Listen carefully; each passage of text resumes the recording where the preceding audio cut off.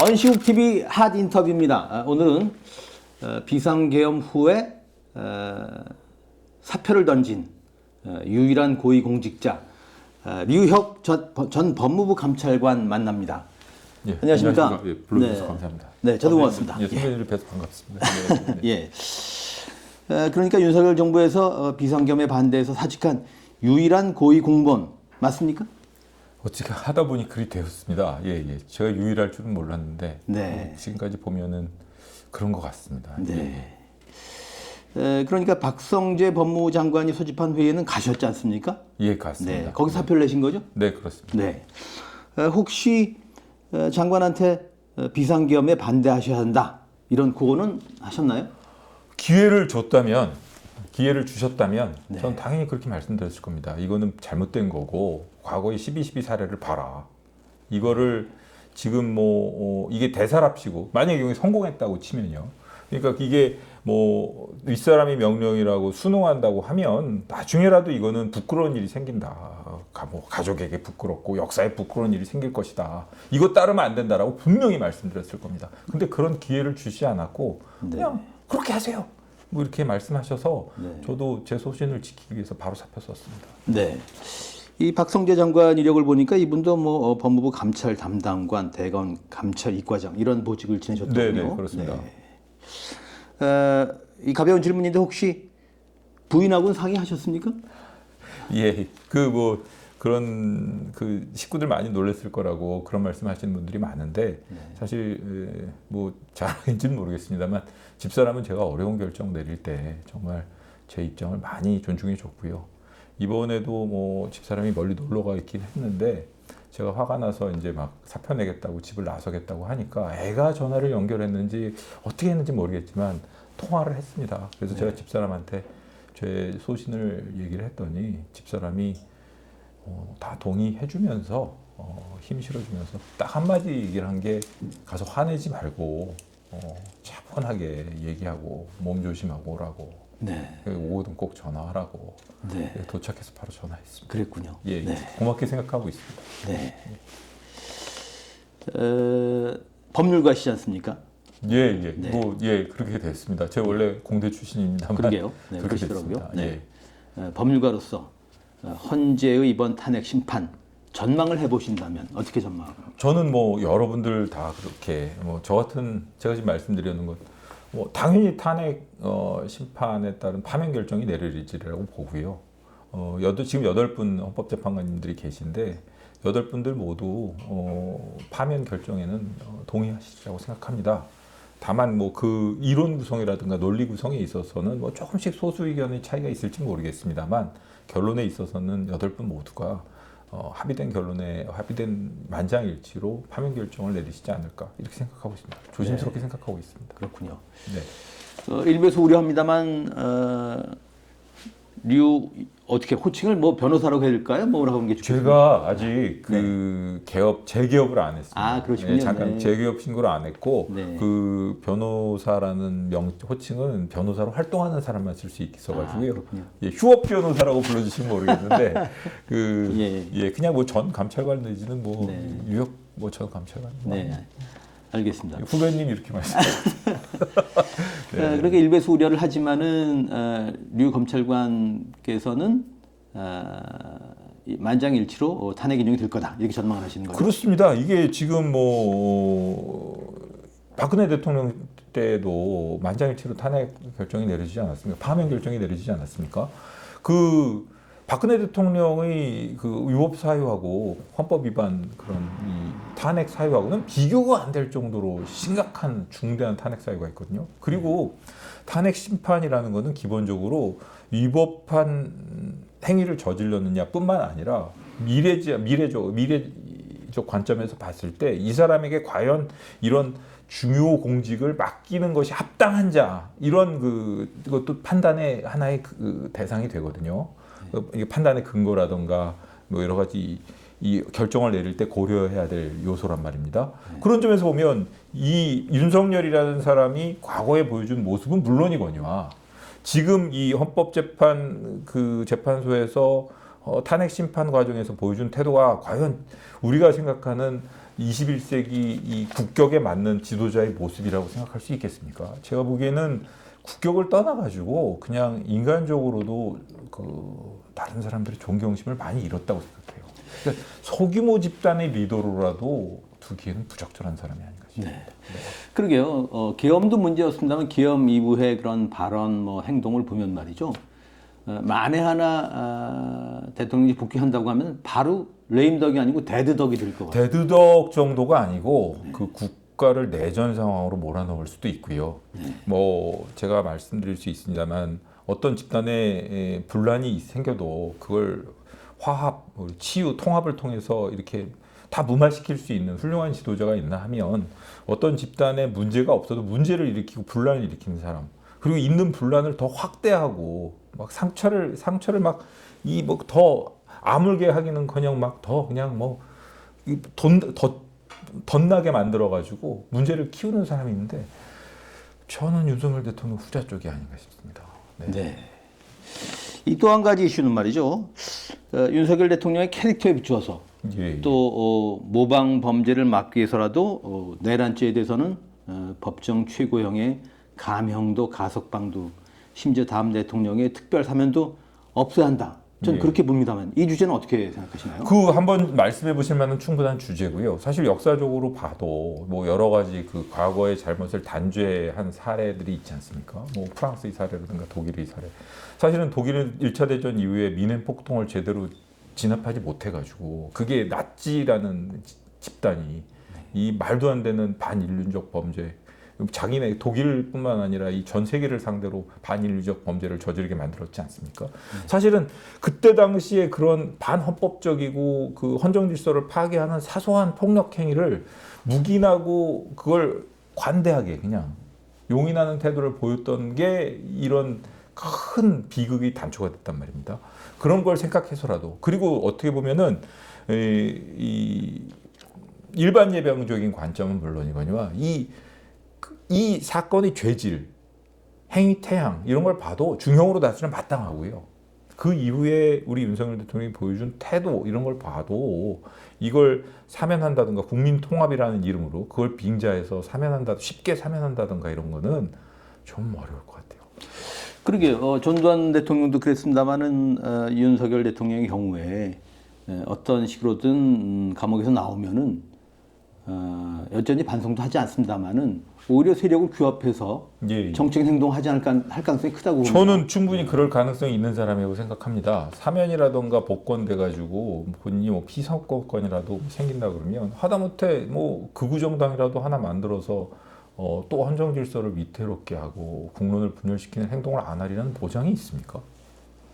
저는 확실하게 본인이 반성했다라는 모습을 보여준다 하더라도 가석방을 넘어서는, 가석방이야 모든 뭐 피고인 뭐 수용자들에게 동일하게 부여되는 기회니까 그렇다 치고 가석방을 넘어서 사면이라던가 뭐 복권이라는 거는 아주 좀 신중하게 해야 될 필요가 신중하게 고민해야 될 필요가 있어 보이고요. 사실 이권을 떠나서라도 대통령이 사면권이 뭔가 문제가 있고 그 대통령의 사면권 행사로 인해서 국민들이 이 사법 질서로 인한 사법 제도를 통한 일종의 응징이라든가 응벌이 그냥 이 형식적인 것이고 언제든지 정치적인 세력에 의해서 무력화될 수 있다는 걸 알고 이렇게 됐는데 아마 이번에 그 법경식 태도, 그러니까 그 서부지법 난동 사태라든가 이런 거에 단초도 조그만 원인이 되지 않았을까요? 그런 이번 쉬운 사면권의 단발 이런 것도 하나의 그 지금과 같은 막 이 불복 프레임을 만들어 가려는 일부 불순한 세력들에게 뭔가 뭐 좀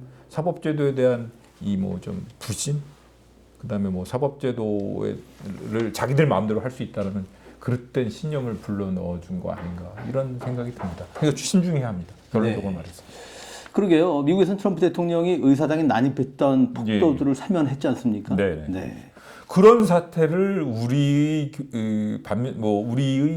모범으로 삼아서는 안 되겠죠. 트럼프 대통령이 그렇게 한 행동에 대해서는 온건한 세력들 이런 사람들조차도 이건 잘못된 것이라고 비난을 하기도 하고, 이건 뭐 취임 초기의 일종의 허니문 비슷하게 그렇게 한 것인지 모르겠습니다. 그 일부 난입자들의 경우에는 본인이 트럼프 사면권 행사, 자기의 잘못을 반성하기 때문에 트럼프 대통령이 사면권 행사를 받아들이지 않겠다고, 나는 내 죄값을 치르겠다고 이랬던 사람들도 있지 않았습니까? 네. 그런 걸 보면 우리가 그걸 이 사태에 그대로 적용하는 건 적절치 않아 보입니다. 네. 지금으로선 조기 대선, 벚꽃 대선은 쉽지 않을 것 같고, 뭐 장미 피기 전에 목련 대선이 이루어질 가능성이 있다고 봅니다만은, 가령 시민사회가 유력한 대선 후보들한테 윤석열에 대한 그 특별 사면은 하지 않겠다는 공약을 해라 이렇게 요구할 수 있을까요? 그 공약을 하라는 뭐 요구를 할 수도 있겠지만 최소한 이 이슈에 대한 지금 말씀하신 윤석열 대통령이 나중에 유죄 확정이 됐을 때 그에 대한 사면권 행사라는 이 이슈에 대한 입장이 어떻게 되는지 그걸 분명히 물어봐야 된다고 생각합니다. 네. 그리고 그 입장을 명확한 입장을 밝히도록 하고 뭐 입장을 유보한다던가 혹은 뭐 입장 불분명한 태도를 보인다던가 이런다고 하면 명확한 입장이 무엇인지를 밝히라고 해야 될 것이고, 그거 역시 유권자가 차기 대통령을 선택하는데 하나의 판단적 근거가 되지 않겠습니까? 그러네요. 그러니까 적어도 대선 후보 토론에서 언론이 네. 집요하게 물어봐야겠네요. 예, 그렇습니다. 예. 전 그렇게 해야 된다고 봅니다. 거기서도 뭐 본인이 여러 가지 입장이 있겠지만 본인이 아주 강성 입장, 당연히 풀어줘야죠, 뭐 이렇게 사면해야죠 라는 입장을 가지고 있으면 그걸 당당하게 밝혀야지.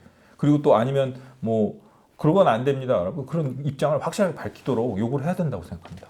예. 흔히 공무원은 영혼이 없다는 그런 얘기를 이제 하지 않습니까? 네네. 비상계엄과 관련한 대통령의 지시는 분명히 부당한 지시, 부당한 명령이었다고 봅니다. 예. 그런데 왜 공직사회가 이 부당한 명령에 따랐고 왜 그 공무원들은 부당한 명령에 약하다고 보세요? 그게 이제 공직사회, 저도 이제 그 점에 대해서 여러 가지 질문들을 하신 분들이 있고 저도 고민을 많이 해봤습니다. 사실 공직사회, 이게 우리 공직사회의 문제일 수도 있고요. 크게 봐서는 우리 사회 자체의 분위기 문제일 수도 있어 보입니다.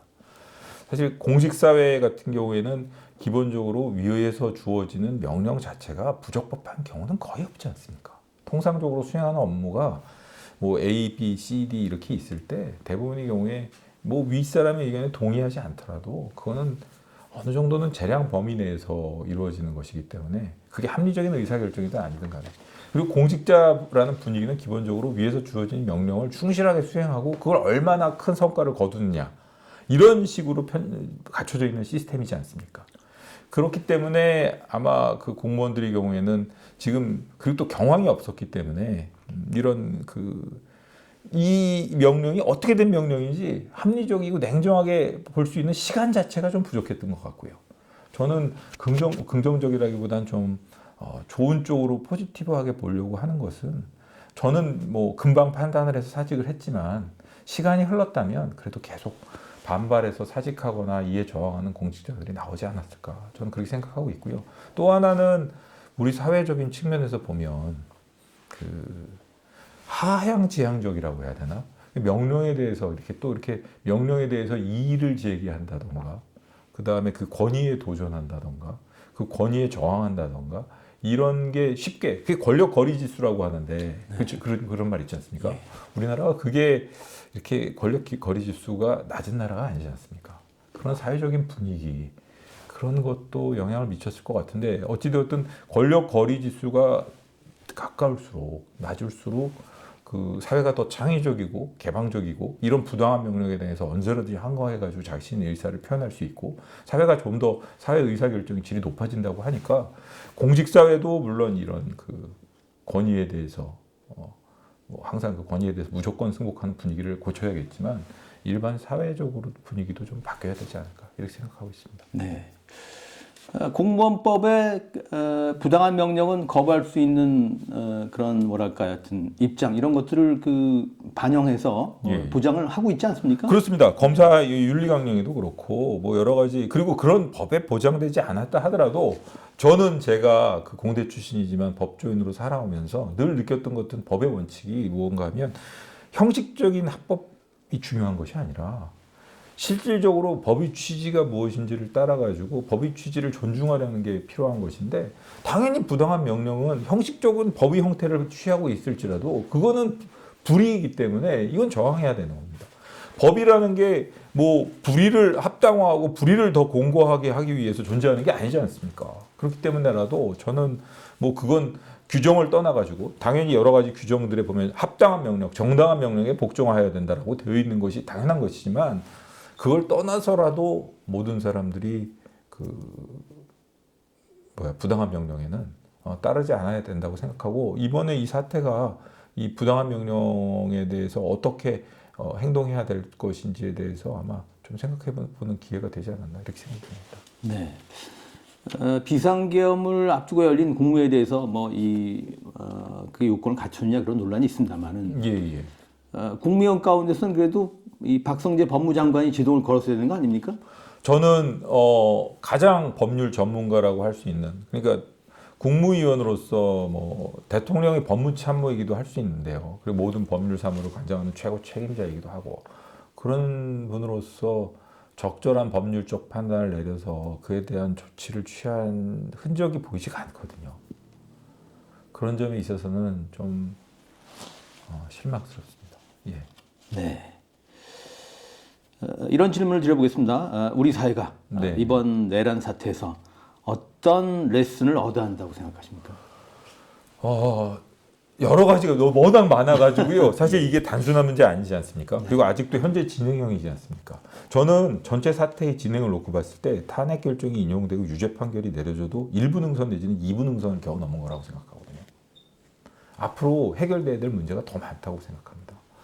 그렇기 때문에 우리 사회가 지금 이 사태를 통해서 생각해야 될 여러 가지 문제가 있을 겁니다. 제가 아까 말씀드린 것처럼 권위를 가지고 그냥 부당한 권위로 아랫사람의 의견을 누른다든가 아랫사람의 의견을 경청하고 따르려고 하지 않는다. 이런 사회적인 이렇게 분위기 문제뿐만 아니라 여러 가지가 있을 수 있는데 제가 꼭 하나 얘기하고 싶은 거는 그겁니다.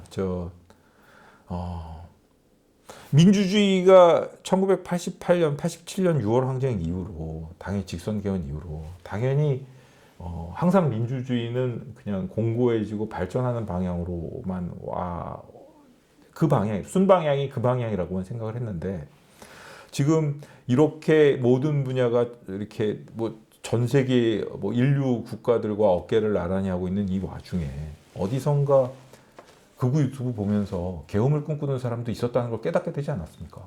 그리고 이게 하마터면 큰일 날 뻔했다는 그러니까 80년대 이전의 그 권위주의 시대 독재 국가로 돌아갈 수 있었다는 거지 않겠습니까?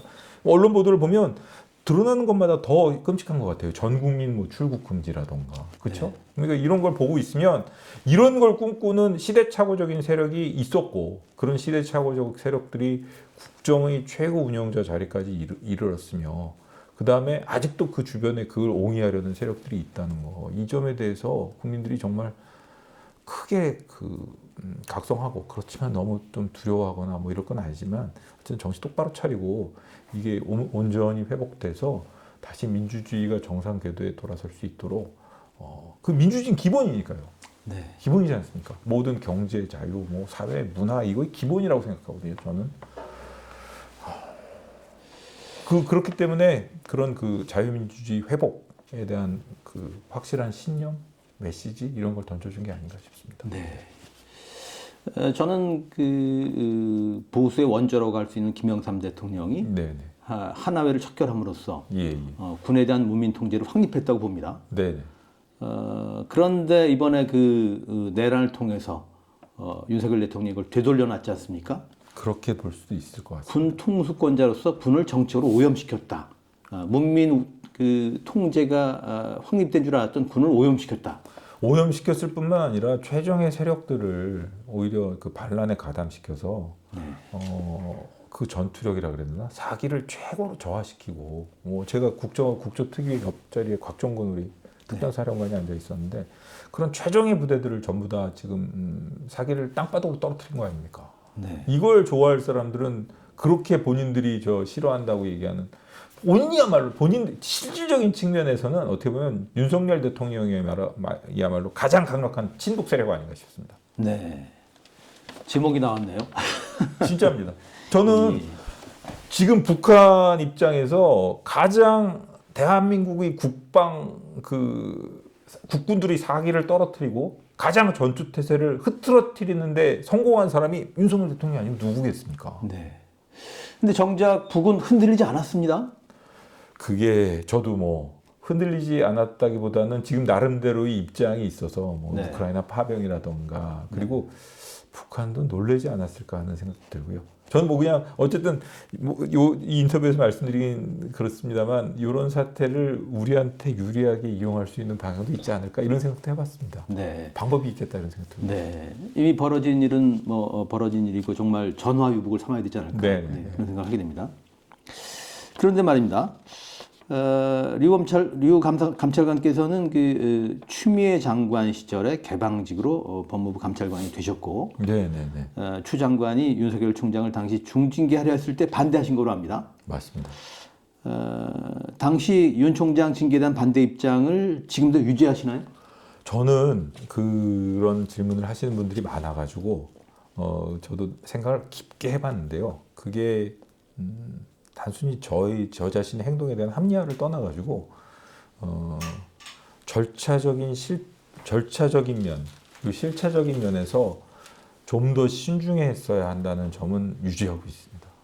그건 제 입장에는 변함이 없습니다. 다만 뭐 제 나름 생각을 해보면 그 절차적 하자나 실체적 하자를 지적하는 데 있어서 제가 이런 상황을 알았더라면 좀 더 적극적으로 대안을 제시한다던가 혹은 적극적으로 이게 나중에 오히려 더 문제가 될 수 있다는 거 이런 점을 지적했어야 되는데 저는 그때 당시에는 그렇게까지 제가 최선을 다한 것 같지는 않아요. 그런 점에 있어서만큼은.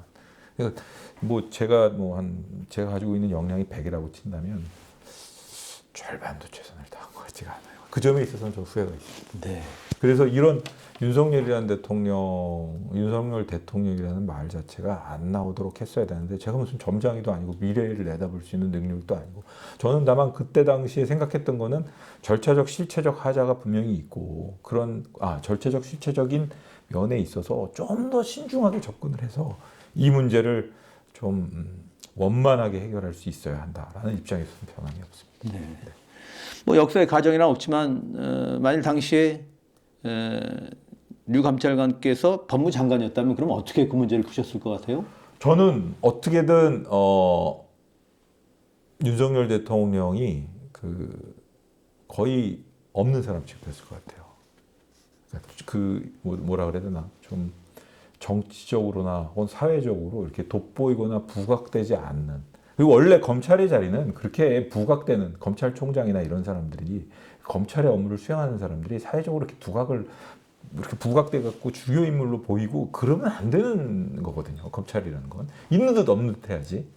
그러니까 그 제자리를 찾아갈 수 있도록 했을 것 같습니다. 그러니까 너무 뭐 각광받지도 않고 그렇다고 해서 너무 무시되지도 않겠지만 그리고 분명히 잘못한 점은 있었거든요. 그게 절차적으로 실체적으로 그 정도까지 뭐 이르렀는지 모르겠지만 본인의 행동이 좀 뭔가 잘못된 게 있었는데 그 점을 냉정하게 지적해가지고 그걸 마치 자기가 탄압받고 있는 듯한 이미지로 활용하지 못하도록 좀 완급을 조절했을 것 같습니다. 네. 제 생각에는.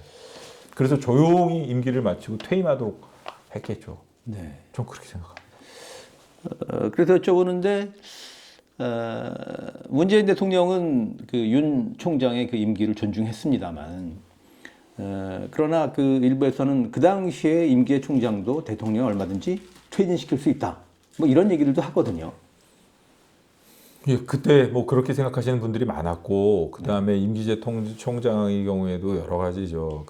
사실 총장의 직분을 수행하는 데 있어서 국정 최고 책임자인 대통령의 신뢰라든가 이런 건 중요하거든요. 그렇기 때문에 그런 신임이 없어졌다고 했을 때 이제 뭐 여러 가지 방법으로 메시지를 줘가지고 퇴진케 할 수 있는 방법도 있었을 것 같은데 이미 추미애 장관하고 법무부하고 이렇게 이 윤석열 총장하고 이렇게 대립 관계에 섰을 때는 그 선을 넘어섰던 것 같습니다. 그리고 윤석열 대통령이 총장 됐던 초기에 그 인사 파동이라든가 여러 가지를 놓고 보면 이미 본인들은 부정을 할지 모르겠지만 뭐 이게 정치 세력화 됐다라고까지 얘기하는 거는 뭐 어쩔지 모르겠습니다만 그 윤석열 대통령을 비롯한 그 주변 사람들이 그게 검찰 조직의 옹호를 넘어서 가지고 그 집단이라 그래야 되나?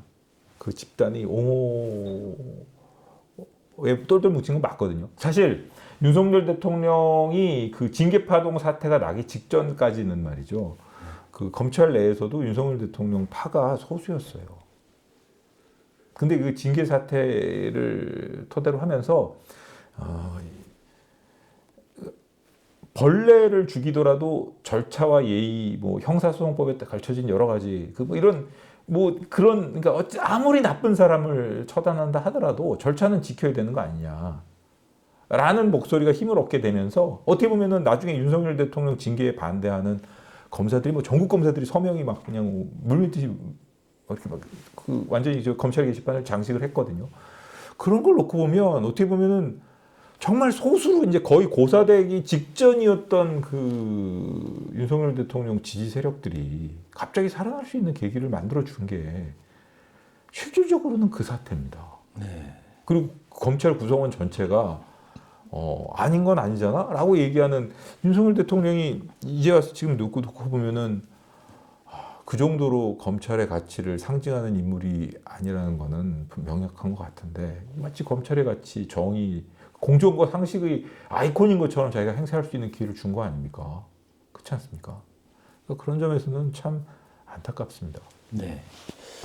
윤석열 대통령이 서울지검장 검찰총장 시절에 뭐 언론사 사장도 만나고 그랬던 것도 아까 하신 말씀 비춰보면 부적절한 부적절할 수 있습니다. 부적절할 수 있습니다. 그게 뭐 단순한 개인적인 친교 차원이라면 모르겠는데 뭐 부적절할 수도 있죠.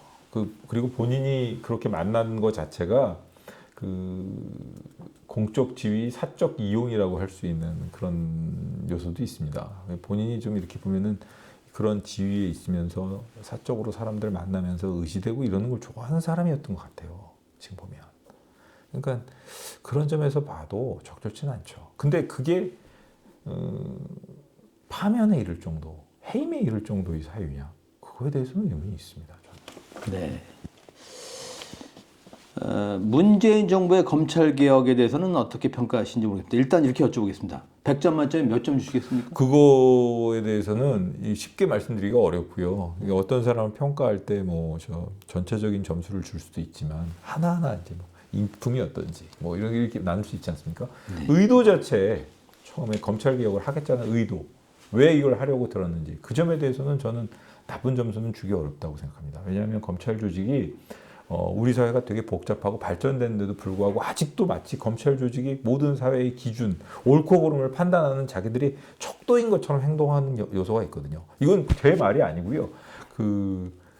일본의 굴레라는 책에 보면 일본 검찰 조직을 비난하는 외국 사람, 서양 사람의 시각으로 일본 검찰에 대해서 그렇게 평가를 하고 있더라고요. 저는 그 구절을 읽으면서 우리 검찰도 우리 사회가 너무 이렇게 발달했는데 이 검사라는 사람들의 그 좁은 시각으로 모든 사회 문제를 법으로만 재단하는 게 과연 우리 사회의 발전에 합당할까? 이런 생각을 해왔는데 아직도 검사들 중에는 우리가 가서 조지면 뭐 다 되는 거지 이런 식의 생각을 하는 사람들이 있었고 그 대표적인 사람이 윤석열 대통령이 아니었나 싶습니다. 그러니까 검찰주의자라고 부르죠. 네. 그러니까 검찰주의자들의 문제가 있다는 것.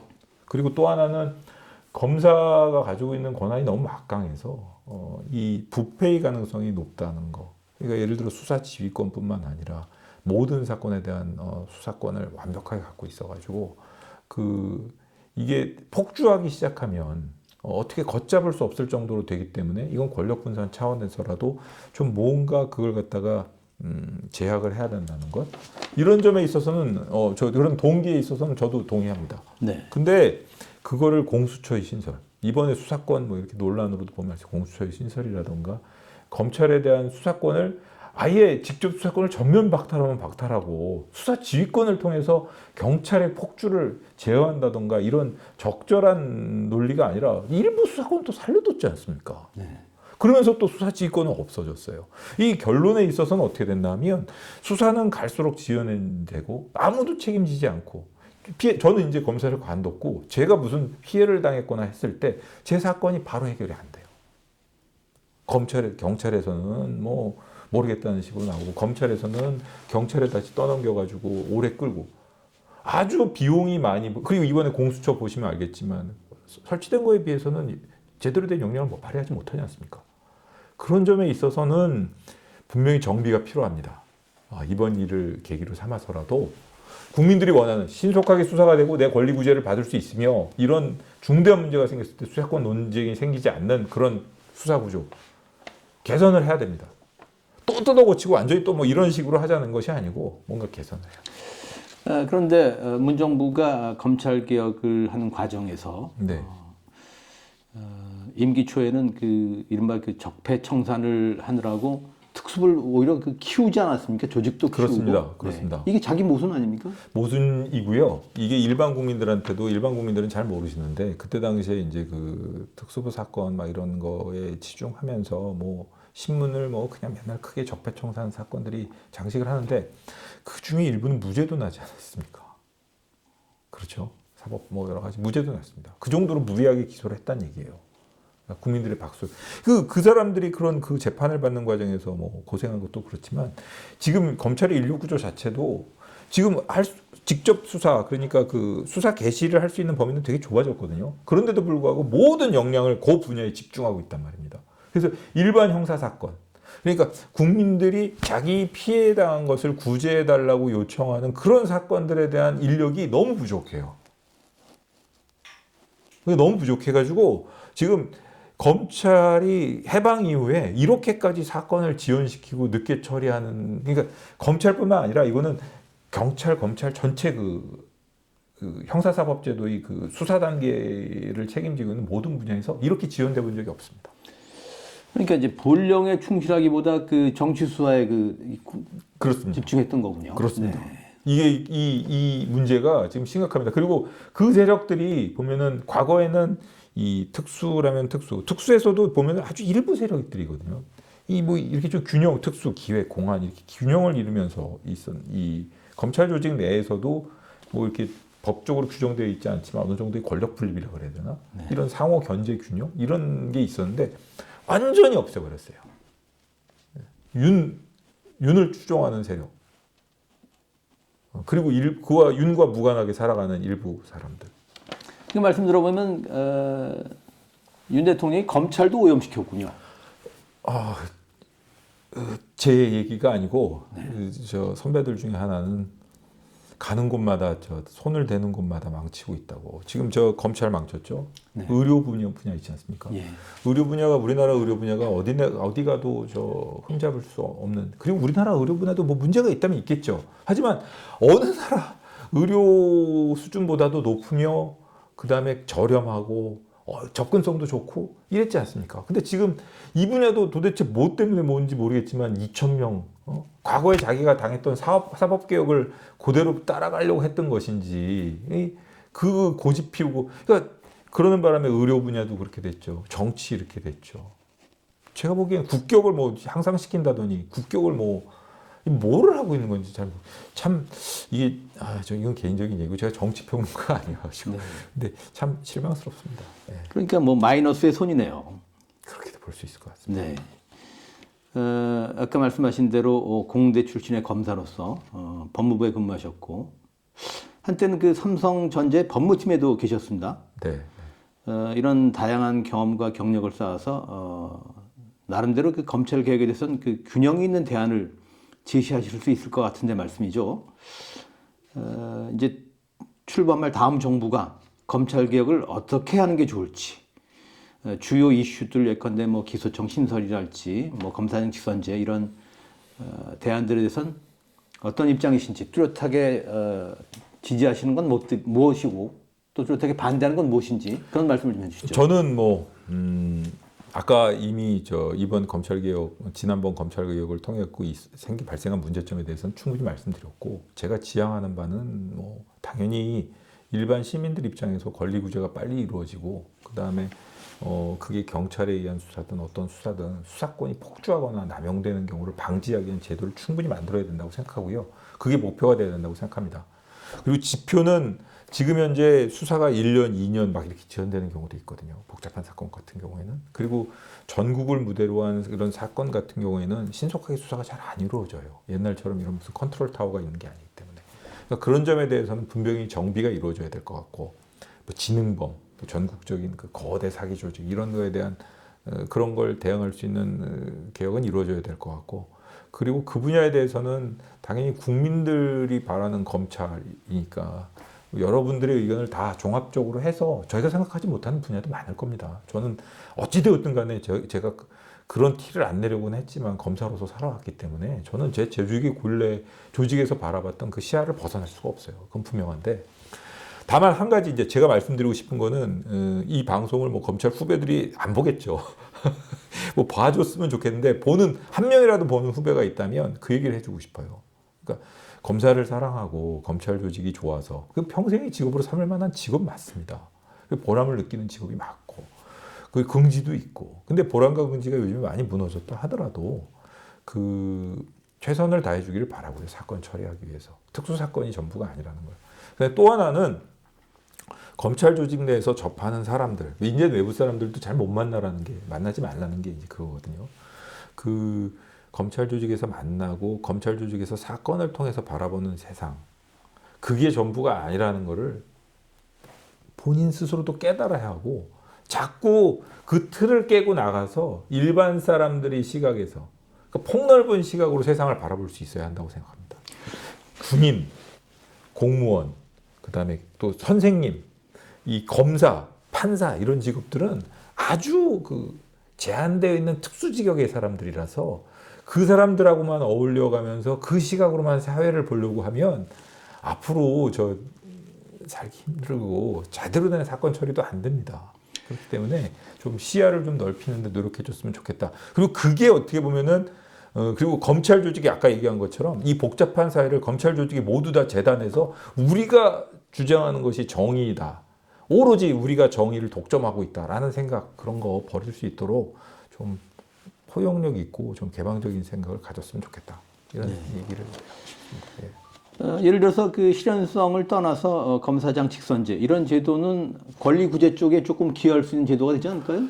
그게 저도 그 생각을 해봤는데요. 검사장 직선제를 하는 나라들도 있지 않습니까? 네. 있는데 우리나라 이번에 그 지난번 검찰 개혁을 통해 가지고 이렇게 혼란이 오고 이런 것처럼 검사장 직선제라는 것도 부정적인 요소가 많을 수 있습니다. 검찰을 오히려 정치에 오염시키고 저 사람은 어떤 사람, 어떤 성향의 사람인지에 대해서 자꾸 신경을 쓰게 되고, 그 검사라는 조직은 이 정파를 떠나가지고 객관적인 걸 요구받는 직업이거든요.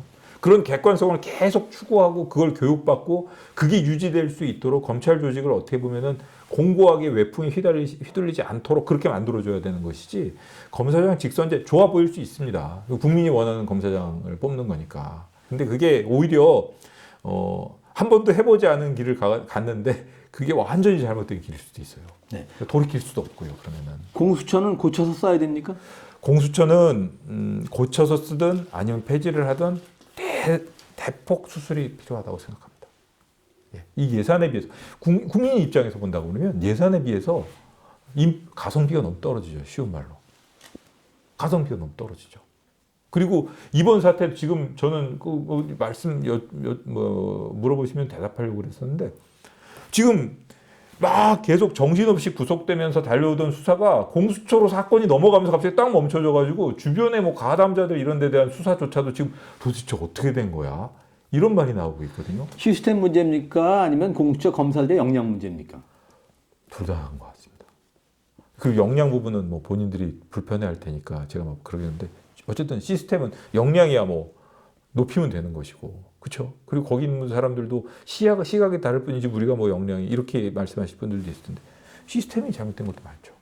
그러니까 이게 고쳐야 됩니다. 뭐 흔히 뭐 조선 제일검 이런 말도 합니다만은 검사는 본래 기소하는 사람 아닙니까? 기소하는 사람이기도 합니다만 기본적으로 수사를 전제로 하지 않는 기소라는 거는 있기가 어렵습니다. 단순하게 그냥 기록만 봐가지고 공소장을 쓰는 게 그 검사의 역할이라고 볼 수는 없고요. 당연히 증거 가치 판단이라던가 증거 가치를 판단하려고 그러면 수사의 전 과정을 봐야 되기 때문에 그걸 직접 하느냐 아니면 다른 사람이 해온 수사에 다른 식으로 관여하느냐 증거 가치를 부여하려면 이러면 안 돼. 그리고 뭐 요 부분을 조사하기 앞서서 이런 절차를 밟아야 돼.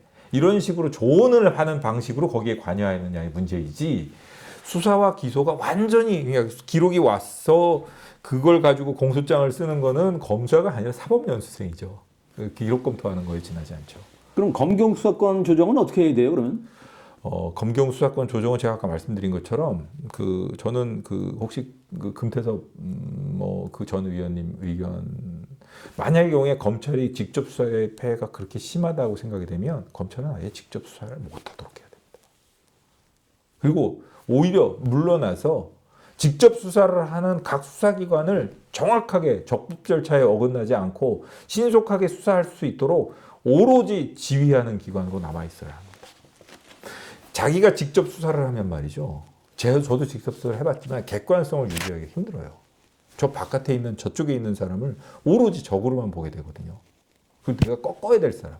그래 자기가 객관적이라고 한다고 하지만 객관성을 유지한다는 게 그렇게 쉽지가 않아요.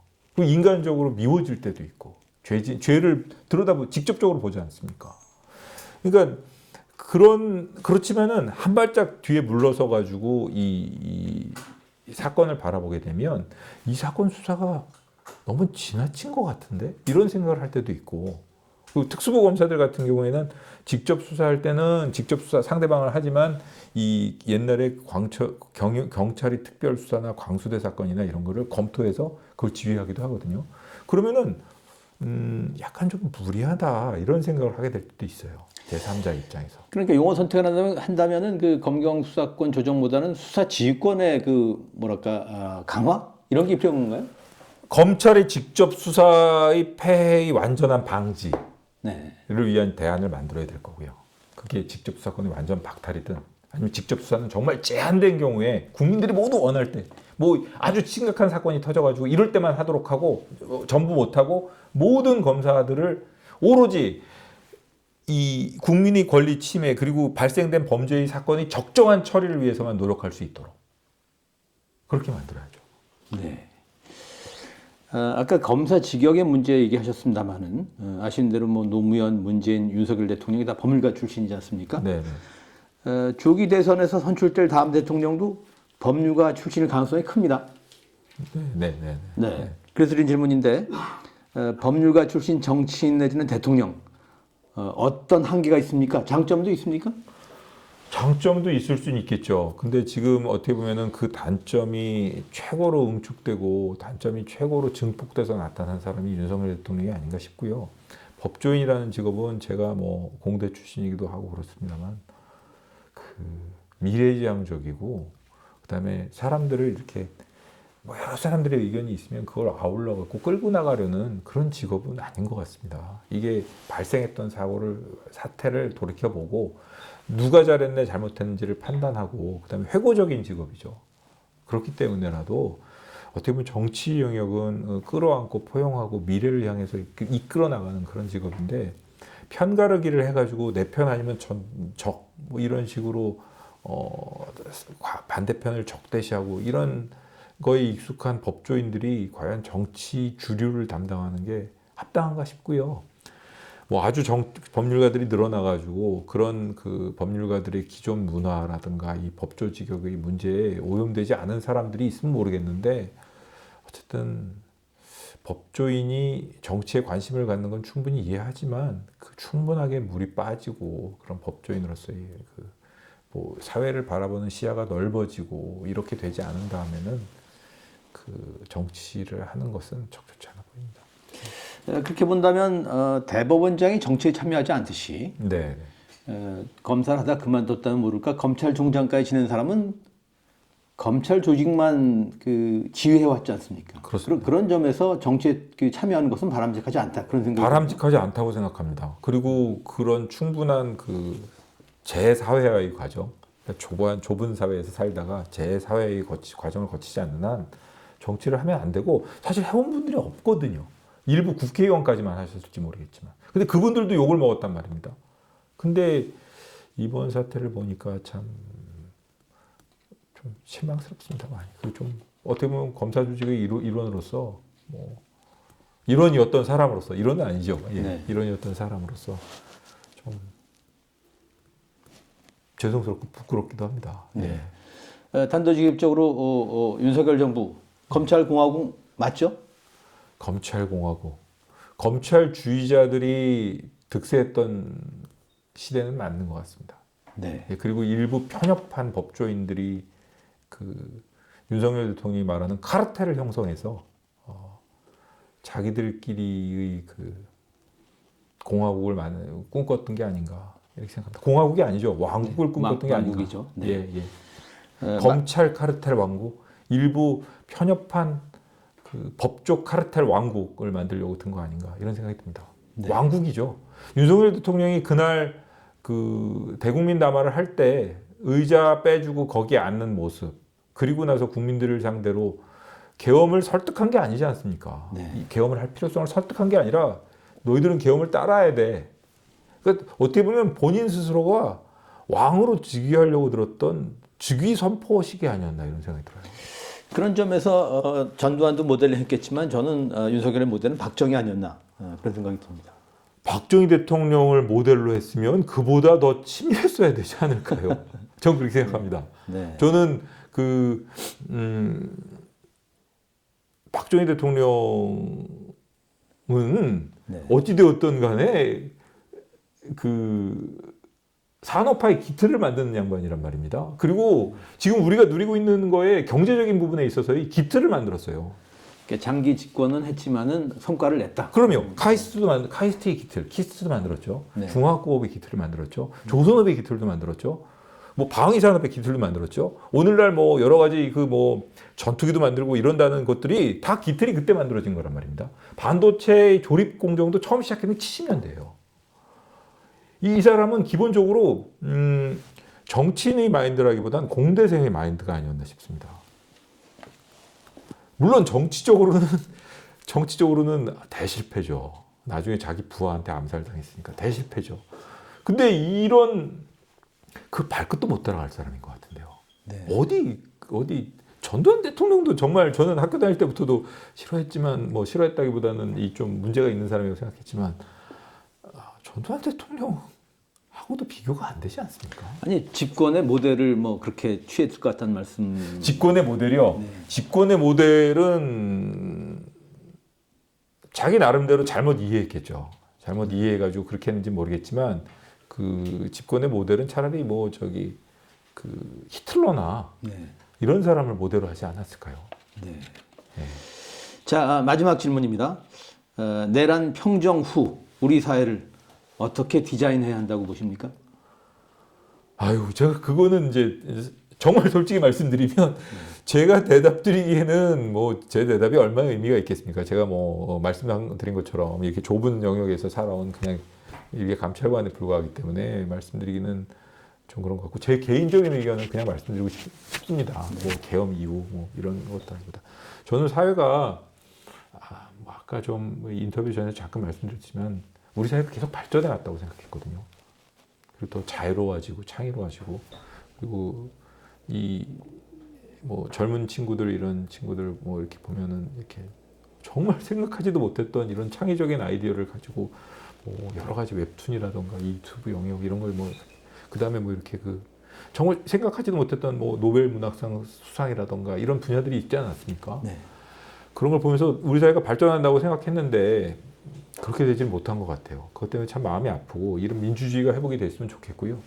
앞으로 좀 더 자유롭고 좀 더 창의적이고 어떻게 보면은 그 대한민국 국민이라는 개념을 이 우리 민주주의 질서를 신봉하고 그다음에 이 대한민국이라는 영토 안에서 우리 모든 사람들이 행복하고 다양성을 좋아하고 존중하면서 살아갈 수 있는 걸 공감하는 모든 사람들이 행복하게 살아갈 수 있는 좀 뭐라 그래야 되나 좀 이렇게 즐겁고 이렇게 축제 같은 분위기에서 좀 활기차게 살아갈 수 있는 그런 활력을 되찾았으면 좋겠어요. 그러니까 보면은 참 그렇게 돼가고 있었던 것 같은데 어느 날 갑자기 웬 이 도대체 이미 돌아가신 분들이나 했을 생각을 해가지고 이 계엄을 선포했으니 사회 분위기도 좀 어두워지게 만들려고 하는 것 같고 이런 칙칙한 계엄이 어디 있습니까? 개인적이고 저는 네. 너무 싫습니다.